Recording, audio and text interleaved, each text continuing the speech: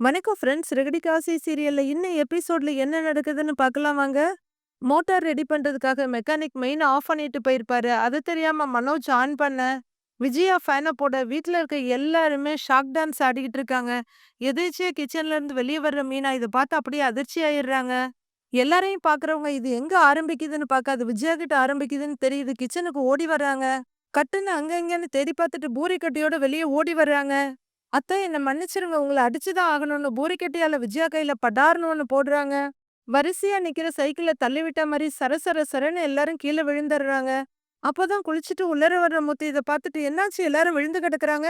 அப்படின்னு கேட்க, "ஏங்க எல்லாருக்கும் கரண்ட் ஷாக் அடிச்சிருச்சுங்கன்னு" பதட்டமா மீனா சொல்றாங்க. "எல்லாருக்குமா?" அப்படின்னு முத்து கேட்டுட்டு இருக்க, தட்டு தடுமாறி ஒவ்வொருத்தரா எந்திரிக்கிறாங்க. "ஏன்டா என்ன கொல்ல பார்க்குறீங்களா? உன் பொண்டாட்டி என்னைய பூரிக்கட்டையாலயே அடிச்சுட்டா." ஐயோ! அப்பான்னு புலம்பிக்கிட்டே போய் சோஃபால உட்கார்றாங்க விஜயா. "ஏங்க கரண்ட் ஷாக் அடிச்சா அப்படிதானேங்க பண்ணணும். அதனால தான் அப்படி செஞ்சேன்னு" மீனா சொல்ல, "நீ தான் காப்பாத்தியிருக்க. அப்புறம் என்ன விடு" அப்படிங்கிறாரு முத்து. "ஆமா எப்படி ஷாக் அடிச்சது?" அப்படின்னு முத்து கேட்க, "ஸ்விட்ச்ல கை வச்ச உடனேயே அப்படியே ஷாக் அடிச்சுது" அப்படின்னு விஜயா சொல்ல, "உனக்கு ஷாக் அடிச்சது தெரியாம நான் வேற உன்ன தொட்டுட்டேன்" அப்படின்னு பார்வதி சொல்ல, "ஆன்ட்டி நானும் உங்கள தொட்டுட்டேன். அதனால எனக்கும் ஷாக் அடிச்சிருச்சு" அப்படின்னு ரோகிணி சொல்ல, "அப்ப ஷாக் அடிச்சுதான் என்னைய வா வான்னு தலையாட்டுனியா? நீ கூப்பிட்ட நினைச்சு ரொமான்ஸ் பண்ணலான்னு வந்தேன். உடம்பு ஃபுல்லா கரண்ட் பாஸ் ஆயிடுச்சு" அப்படின்னு லூசுத்தனமா பேசிட்டு இருக்காரு மனோஜ். "ஸ்ருதி உனக்கு எப்படி ஷாக் அடிச்சதுன்னு" ரவி கேட்க, "நான் காப்பாத்தணுமேன்னு டவலால அடிச்சேன். அது ஈரமா இருந்திருக்கு போல.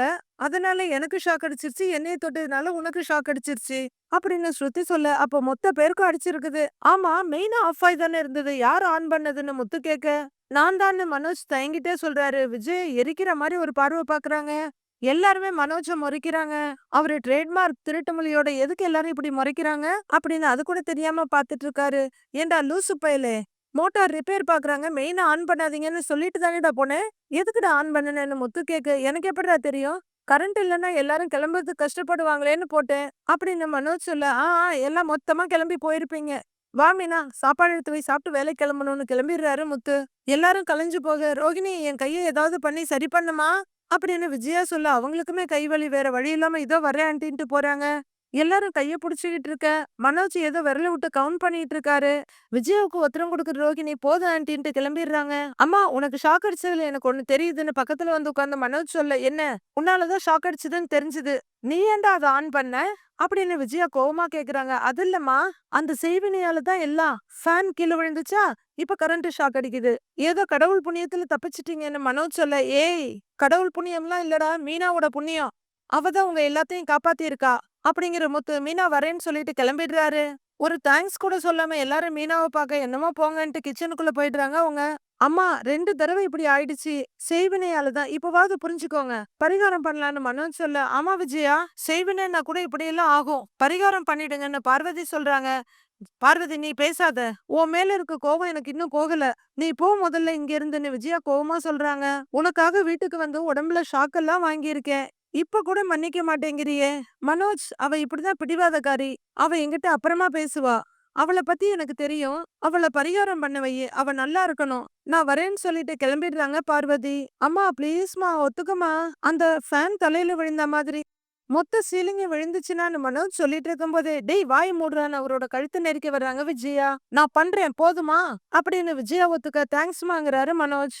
மீனா கிச்சன்ல பிஸியா வேலை பார்த்துட்டு இருக்கா. அவங்க ஃபோன் ரிங் ஆகுது. எடுத்து ஹலோ யாருங்கன்னு கேட்க, "மீனாவாம்மான்னு" கேட்கிறாரு ஆப்போசிட்ல. "ஆமாங்க நீங்கன்னு" கேட்க, "நான் கல்யாண மண்டபத்துல இருந்து பேசுறேம்மா" அப்படின்னு ஆப்போசிட்ல சொல்ல, "ஆ சார் சொல்லுங்க சார். எப்படிங்க சார் இருக்கீங்கன்னு" கேட்க, "நான் நல்லா இருக்கேம்மா. நேத்து சாம்பிள் காமிச்சு ஆர்டர் இருக்கான்னு கேட்டீங்கல்ல" அப்படின்னு அவர் சொல்ல, "ஆமாங்க சார். ஏதாவது ஆர்டர் இருக்கான்னு" மீனா ஆர்வமா கேக்குறாங்க. "ஆமாம்மா ஒரு சின்ன ஃபங்க்ஷன் இருக்கு. இப்ப அதுக்காக தான் கூப்பிடுறேன். மண்டபத்துக்கு வர முடியுமா?" அப்படின்னு அவர் கேட்க, "இதோ உடனே வரேங்க சார். இப்ப வந்துடுறேங்க சார்ங்கிறாங்க மீனா. "உடனே வந்துட முடியுமில்லம்மா?" அப்படின்னு அவர் கேட்க, "சார் இத விட்டா வேற என்ன வேலை இருக்குங்க சார் எனக்கு? நான் கேட்டதுக்காக என்ன மதிச்சு கூப்பிடுறீங்க. ஒரு 15 நிமிஷத்துல அங்க இருப்பேங்க சார். வந்துடுறேங்கிறாங்க மீனா. "சரிம்மா வாங்கன்னு" போன வச்சிடுறாரு அவரு. மீனா வேகமா அவங்க பர்ஸ் எடுத்துட்டு சாமிய கும்பிட்டுட்டு வண்டி எடுத்துட்டு கிளம்பிடுறாங்க. அவங்க கல்யாண மண்டபத்துக்கு வர, "வாம்மா அடுத்த வாரம் ஒரு ஃபங்க்ஷன் இருக்கு. நீங்க கேட்ட மாரி சின்ன ஃபங்க்ஷன் தான். ஸ்டேஜ் டெக்கரேஷன், நேம் போர்டு இதெல்லாம் பண்ணணும். சின்ன ஆர்டர் தான்" அப்படின்னு அவரு சொல்ல, "சார் எனக்கு கிடைக்கிற ஆர்டர் இது. இது எனக்கு ரொம்ப பெருசுதாங்கிறாங்க மீனா. "இத ஓனர் உனக்கு தான் சொல்லியிருக்காங்க குடுக்க சொல்லி. நீ பண்ணுமா. நீ எப்படி பண்றன்னு பார்த்துட்டு அடுத்தடுத்து பார்த்துக்கலாமா" அப்படின்னு அவரு சொல்ல, "சரிங்க சார்ன்னு" சந்தோஷமா மீனா சொல்றாங்க. ஆர்டர் பண்ணவங்க அட்வான்ஸ் குடுத்துருக்காங்க. ரூ. 14,000 பேசியிருக்காங்க. இதுல ரூ. 10,000 இருக்கு. இந்தாம்மா அப்படின்னு அவரு ஒரு கவர குடுக்க ரொம்ப சந்தோஷமாயிடுறாங்க மீனா. ரொம்ப சந்தோஷமா இருக்கு சார். என் வாழ்க்கையில நான் அடுத்த கட்டத்துக்கு போறேன். இத நீங்க ஆரம்பிச்சு வச்சிருக்கீங்க. ரொம்ப நன்றிங்க சார். அப்படின்னு மீனா சொல்ல, பரவாயில்லம்மா. நீ நல்லா பண்ணா சந்தோஷம் தான். அப்படின்னு அவரு சொல்ல, சார் நான் கூட என்னால இதெல்லாம் முடியுமான்னு சந்தேகப்பட்டேன். என் வீட்டுக்காரர் தான் என்னால முடியும்னு ரொம்ப நம்பிக்கை குடுத்தாரு. அவருக்கு இது தெரிஞ்சா ரொம்ப சந்தோஷப்படுவாரு. அப்படின்னு மீனா சொல்ல, நீ எப்படி செய்றன்னு பார்த்துட்டு அடுத்த ஆர்டர் உனக்குதாம்மா. வழக்கமா ஆர்டர் குடுக்குறவங்களுக்கு விட உங்களுக்கு முதல் உரிமைய குடுத்துறலாம். நல்லா பண்ணிடுமாங்கிறாரு அவரு. சார் அதெல்லாம் ரொம்ப நல்லா சூப்பரா பண்ணிடுவேன். ஃபங்ஷனுக்கு அப்புறம் நீங்க ஒவ்வொரு தடவையும் என்னதான் கூப்பிடுவீங்க. அப்படின்னு மீனா சொல்ல, சரிம்மா ஹால் புக் பண்ண ஆளுங்க வருவாங்க. எப்படி வேணும் என்ன வேணும்னு அவங்க சொல்லுவாங்க. பேசிக்கம்மா. இதுல ஒரு கையெழுத்து போடுமா அப்படின்னு ஒரு ரிசிப்ட காமிக்கிறாரு. மீனாவும் அதுல சைன் பண்ணிட்டு வரேங்க சார்ன்னு சந்தோஷமா கிளம்புறாங்க. மீனா கையில ஒரு பேக்கோட வேகமா சந்தோஷமா வீட்டுக்குள்ள மாமான்னு கூப்பிட்டுட்டு வர்றாங்க. எத்தால அண்ணாமலை வர்றாரு. என்னம்மா இன்னைக்கு வேலையெல்லாம் முடிஞ்சுதான்னு கேட்க, மாமா இப்பதான் வேலையே ஆரம்பிக்க போகுது அப்படின்னு மீனா சொல்ல, என்னம்மா சொல்ற? மறுபடியும் பூ குடுக்க போகணுமான்னு கேக்குறாரு அவரு.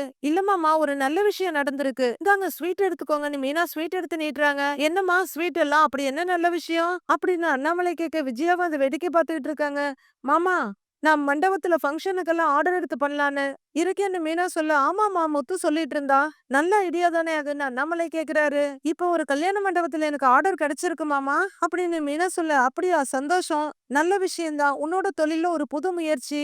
இது ஒரு நல்ல ஆரம்பமா இருக்கட்டுமேங்கிறாரு அண்ணாமலை. இந்தாங்க ஸ்வீட் எடுத்துக்கோங்கன்னு ஸ்வீட் பாக்ஸ திறக்க அண்ணாமலை எடுக்க போறாரு. அதுவரையில வேடிக்கை பார்த்துட்டு இருந்த விஜயா, ஏங்க ஸ்வீட் எடுக்காதீங்கன்னு பதறிட்டு வர்றாங்க. நல்ல விஷயம் ஸ்வீட் எடுத்துக்கங்கன்னு சொல்றா. ஏன் எடுக்க வேண்டாம்னு சொல்றேன்னு விஜயா கிட்ட அண்ணாமலை கேட்க, அவளுக்கு ஒரு ஆர்டர் வந்து நீங்க ஸ்வீட் சாப்பிட்டு உங்களுக்கு சுகர் அதிகமாவறதுக்கா? ஏண்டி அவருக்கு சுகர் பிரஷர்லாம் இருக்குன்னு தெரியும்ல? உடனே ஸ்வீட்ட கொண்டு வந்து நீட்டுற? அப்படின்னு விஜயா சத்தம் போட, ஒரு நாளைக்கு சாப்பிடுறதுல ஒண்ணும் ஆயிட போறதில்ல. நல்ல விஷயம் சொல்லியிருக்கால, நீ பேசாம இருன்னு ஸ்வீட் எடுக்கிறாரு அண்ணாமலை. ஸ்வீட் எடுத்துக்கிட்டு நல்லபடியா பண்ணுமான்னு சொல்லிட்டு அந்த பக்கம் போயிட்டாரு. அத்தை அப்படின்னு விஜயா கிட்ட நீட்ட, நீங்களும் எடுத்துக்கோங்கன்னு மீனா சொல்றாங்க. எதுக்கு அப்படின்னு விஜயா கேட்க, என் வாழ்க்கையில ஒரு நல்ல விஷயம் நடந்திருக்கு அப்படின்னு மீனா சொல்ல, ஆமா பெரிய நல்லது. ஏதோ பெரிய உலக சாதனை பண்ண மாதிரி ஸ்வீட்டை கொண்டு வந்து நீட்டுற. இத்தனை நாளா தெரு தெருவா போய் பூ கொடுத்துட்டு வந்த. இப்ப மண்டபத்துல போய் தோரணம் கட்டி தொங்க விட போற. இது ஒரு விஷயம்னு ஸ்வீட்டை கொண்டு வந்து நீட்டுற அப்படின்னு விஜயா திட்டிட்டு இருக்க மீனாவோட முகம் சுண்டி போயிருது. விஜயா ஒரு விஷயத்த கூட நல்ல விஷயமா செய்ய விட மாட்டியா நீ? மீனா செய்யற வேலையில ஒரு முன்னேற்றத்தை பார்க்க போறா. அதுக்கு வாழ்த்தி நல்ல விதமா ஒரு 4 வார்த்தை சொல்றதை விட்டுட்டு ஏதோ ஒரு குறைய சொல்லிக்கிட்டே இருக்க. நம்ம பேசுற வார்த்தைக்குன்னு ஒரு பலம் இருக்கு. அதுவே நல்ல வார்த்தை சொன்னோம்னா அவங்களுக்கு பலமா அது அமையும் அப்படின்னு அண்ணாமலை சொல்ல, நான் இல்லன்னு சொல்லலைங்க. ஏதாவது நல்லது நடந்தா அதுக்கு வாழ்த்தலாம். இப்ப ரோகிணிய பாருங்க, சொந்தமா பார்லர் வச்சிருக்கா. மனோஜ் சொந்தமா பெரிய கடை வச்சிருக்கான். அதுதாங்க வளர்ச்சி. இவ வீடு வீடா குடுத்துக்கிட்டு இருந்த பூவ இப்ப மண்டபத்துல கொண்டு போய் கொடுக்க போறா. அவ்வளவுதானேன்னு அசால்ட்டா சொல்றாங்க விஜயா. ஃபங்க்ஷனுக்கு டெக்கரேஷன் பண்ற வேலை, அதுவும் பெரிய வேலைதான் அப்படின்னு அண்ணாமலை சொல்ல, ஒரு நாள் மேடையில மாட்டிட்டு அடுத்த நாள் தூக்கி எறிய போறாங்க அப்படின்னு விஜயா சொல்றாங்க. அது சரி, இப்ப நம்ம சாப்பிடுறதெல்லாம் வயித்துக்குள்ளாரையே நிக்க போகுதா? அதுக்காக நம்ம சாப்பிடாம இருக்க முடியுமா அப்படின்னு அண்ணாமலை கேட்க, இப்படி எல்லாத்துக்கும் நீங்க அவளை தூக்கி வச்சுக்கிட்டு ஆடிட்டு இருக்காதீங்க. அதனாலதான் அவ இஷ்டத்துக்கும் சுத்திட்டு இருக்கா. ஏற்கனவே வீட்ல இருக்க நேரமே கம்மி. இப்ப டெக்கரேஷன் பக்கரேஷன் சொல்லி நல்லா ஊர் சுத்த போறா அப்படின்னு பொறிஞ்சு தள்ளிட்டு விஜயா அந்த பக்கம் போறாங்க. மீனா அவ சொல்றதெல்லாம் நீ மனசுல வச்சுக்காத அப்படின்னு அண்ணாமலை சொல்லிட்டு இருக்கும்போது, அம்மா டெக்கரேஷன் அது இதுன்னு பேசிட்டு இருக்கீங்க, நம்ம வீட்ல ஏதாவது ஃபங்க்ஷனா அப்படின்னு கேட்டுக்கிட்டு மனோஜ் உள்ளார வராரு. அதெல்லாம் ஒண்ணுமில்லடா, தேவையில்லாத விஷயத்த தான் இந்த வீட்ல பெருசா பேசிக்கிட்டு இருக்காங்க அப்படின்னு சொல்லிட்டு விஜயா வந்து உட்கார, மீனா ரோகிணிக்கு கொடு அப்படிங்கிறாரு அண்ணாமலை. ரோகிணி ஸ்வீட் எடுத்துக்கோங்கன்னு மீனா நீட்டா, என்ன விஷயங்க அப்படின்னு ரோகிணி கேக்குறாங்க. ஒரு ஃபங்க்ஷனுக்காக ஸ்டேஜ் டெக்கரேஷன் பண்ற ஆர்டர் எனக்கு கிடைச்சிருக்கு அப்படின்னு மீனா சொல்ல, அப்படிங்களா நைஸுங்க அப்படிங்கிற ரோகிணி ஸ்வீட் எடுத்துட்டு தேங்க்யூங்கிறாங்க. சரிங்க சார், நான் காலையில வந்துடுறேங்க சார் அப்படின்னு போன்ல பேசிக்கிட்டு முத்து உள்ளார வர்றாரு. மனோஜ் கிட்ட ஸ்வீட்டை நீட்டுறாங்க மீனா. மனோஜ் ஸ்வீட் எடுத்துக்கன்னு ரோகிணி சொல்ல, இது எந்த கடையில வாங்குனதுன்னு தெரியலையே அப்படிங்கிறாரு மனோஜ். ரோகிணி எல்லாம் நல்ல கடையில வாங்குனதுதான் அப்படிங்கிறாங்க மீனா. மீனாவை பாக்குற முத்து, மீனா எப்ப வந்த அப்படின்னு கேட்க, மீனாவுக்கு ரொம்ப சந்தோஷம். உடனே ஸ்வீட் பாக்ஸோட முத்துக்கிட்ட ஓடுறாங்க. இப்பதாங்க இந்த மீனா சொல்லிட்டு இருக்கும்போது, என்ன கையில ஸ்வீட் எல்லாம்னு முத்து கேக்குறாரு. கல்யாண மண்டபத்துல ஆர்டர் கேட்டு போனேன்ல, அது கிடைச்சிருச்சுங்கிறாங்க மீனா. வெரி குட், கை கொடு கை கொடு அப்படின்னு வாழ்த்துக்கள் அப்படிங்கிறாரு முத்து. தேங்க்ஸுங்கன்னு சந்தோஷமா சிரிச்சிட்டு மீனா சொல்ல, நான் தான் சொன்னேன்ல கண்டிப்பா கிடைக்கும்னு, அதுக்குதான் ஸ்வீட்டா அப்படின்னு ஸ்வீட் எடுத்துக்கிறாரு முத்து.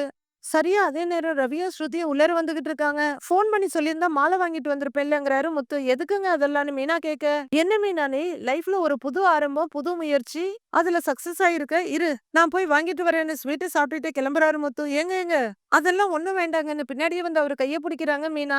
முத்து என்ன விசேஷம்னு எதிர்த்தால வந்து ரவி கேட்க, அதான் சொன்னேன்ல மீனா ஃபங்க்ஷனுக்கு டெக்கரேஷன்லாம் பண்ண போறான்னு. அவளுக்கு ஆர்டர் கிடைச்சிருச்சுடாங்கறாரு முத்து. அப்படியா அண்ணி கங்க்ராச்சுலேஷன் ஷேக் ஹேண்ட் குடுக்குறாரு ரவியும். தேங்க்ஸ் ரவி இந்தாங்க ஸ்வீட் எடுத்துக்கோங்கன்னு மீனா குடுக்க ஸ்வீட் எடுத்துக்கிறாரு அவரு. அண்ணி இந்த ரூட் தான் கரெக்ட். இப்பெல்லாம் ப்ரீ வெட்டிங் போஸ்ட் வெட்டிங்னு நிறைய ஈவென்ட்ஸ் எல்லாம் பண்றாங்க. அதுக்காக நிறைய செலவு பண்ண கூட ரெடியா இருக்காங்க அப்படின்னு ரவி சொல்ல, ஆமாண்டா மனுஷன் காலம் ஃபுல்லா சம்பாதிக்கிற எல்லாத்தையும் கல்யாணத்துல செலவு பண்றது இப்ப கௌரவமாயிருச்சு அப்படின்னு முத்து சொல்றாரு. எங்க ஹோட்டலுக்கே நிறைய ஆர்டர்லாம் வரும் அண்ணி. நானும் எனக்கு தெரிஞ்சவங்க கிட்ட எல்லாம் நீங்க டெக்கரேஷன் எல்லாம் பண்ணுவீங்கன்னு சொல்றேன் அப்படின்னு ரவி சொல்ல, சந்தோஷமா முத்துவும் மீனாவும் தலையாட்டுறாங்க. அவங்களையும் எடுத்துக்க சொல்லுங்கன்னு ஸ்ருதி காட்டி சொல்ல, அண்ணி சொல்றாங்கல்ல எடுத்துக்கன்னு ஸ்ருதி கிட்ட ரவி சொல்றாரு. கங்க்ராட்ஸ் அப்படின்னு போனா போகுதுன்னு சொல்ற மாதிரி சொல்லிட்டு ஸ்ருதி எடுத்துக்கிறாங்க. அப்பா இவளுங்க இன்னும் பேசிக்கிறது இல்லையாட்ருக்குன்னு ஒரு பெருமூச்சு விடுறாங்க விஜயா. விஜயாவோட பின்னாடி நிக்கிற ஸ்ருதி கண்ணாலேயே வாழ்த்து சொல்றாங்க மீனாவுக்கு. மீனா ஒரு நிமிஷம் அதை இங்க கொடு அப்படின்னு ஸ்வீட் பாக்ஸ வாங்கி ரவி கையில குடுக்குற முத்து. அப்பா பாத்தியாப்பா மீனாவும் தொழிலதிபர் ஆக போறா அப்படின்னு மீனாவை தோளோட அணைச்சுக்கிட்டு சொல்ல, சொல்லிட்டாங்கறாரு அண்ணாமலை. டேய் முத்து, ஏண்டா ஃபங்க்ஷனுக்கு டெக்கரேஷன் பண்றவங்க எல்லாம் தொழிலதிபரா அப்படின்னு மனோஜ் கேட்க, ஏண்டா பாத்திர கடை வச்சிருக்க நீ தொழிலதிபர் ஆகலாம், ஏன் பொண்டாட்டி ஆகக்கூடாதான்னு முத்து கேக்குறாரு. அடச்சே அது பாத்திர கடை இல்ல, ஹோம் அப்ளையன்சஸ் ஸ்டோர் அப்படிங்கிறாரு மனோஜ். டேய் நீ பொருளை விக்கிறா அவ பூவை விக்கிறா, ரெண்டு வியாபாரம் தாண்டாங்கிறாரு முத்து. அதுக்காக தொழிலதிபர்னு அர்த்தமா? அந்த இடத்துக்கெல்லாம் வர்றதுக்கு ஒரு இது இருக்குங்கிறாரு மனோஜ். எது எது இருக்குன்னு முத்து கேட்க, படிப்பு அறிவு இதெல்லாம் வேணும் அப்படின்னு மனோஜ் சொல்ல, டேய் படிப்பு இருந்தாதான் தொழிலதிபர் ஆக முடியும்னு சட்டம் ஏதாவது இருக்கா என்ன? நல்ல திறமையும் நேர்மையும் இருந்தா யார் வேணா தொழிலதிபர் ஆகலாம்டா. மீனா பெரிய தொழிலதிபர் ஆகத்தான் போறா. அதுக்கப்புறம் கோயம்பேட்லயே மீனா சொன்னாதான் பூ உள்ளர வரும் வெளியே போகும் அப்படின்னு முத்து சொல்ல, ஏங்க விடுங்க, நான் ஒண்ணும் அதுக்காக எல்லாம் இதை செய்யல. ஏதோ நம்மளால முடிஞ்ச அளவுக்கு செய்வோம், மத்ததெல்லாம் கடவுள் கையில தாங்க அப்படின்னு மீனா சொல்ல, எல்லாரும் ஆளாளுக்கு பாத்துக்கிட்டு இருக்காங்க. போதும் போதும் ஏற்கனவே வீட்ல இருக்க வேலையெல்லாம் ஒழுங்கா செய்யறது இல்ல, போய் சமைக்கிற வேலையை பாரு நீ அப்படின்னு கடுப்பா சொல்லிட்டு விஜய் எந்திரிச்சு போயிடுறாங்க.